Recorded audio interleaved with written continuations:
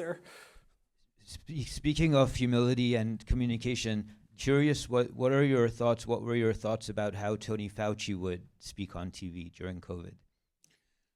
Look, I think Tony was thrust into a situation where he had to be somebody he was not previously, which is a spokesperson for the nation's anxieties, in my view.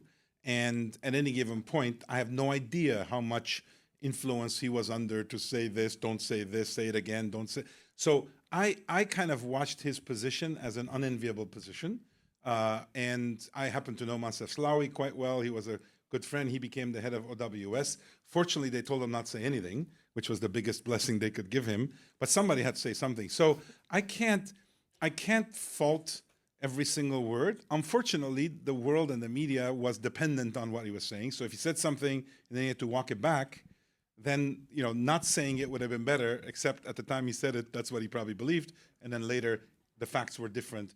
One thing I think that would be helpful, that would have been helpful for him, is to just kind of tell people that this process involves some things that we consider certainty and a bunch that's uncertain. And when somebody asks about uncertainty, kind of like say so. Companies, by the way, when they put out their results, say my earnings guidance is filled with uncertainties. This, and this. None of them might happen. Despite that, let me give you what I think might happen.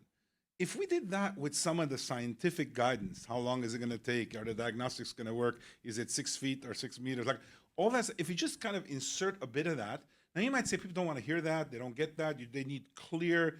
It's when you succumb to the temptation to tell people what you think they want to hear, that's tricky.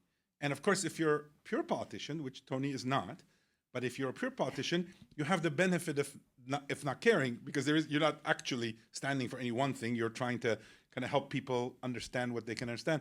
So I would say it's hard for me to fault Tony Fauci. On the other hand, I think there's some legitimate things that have been said in hindsight that could have been communicated better.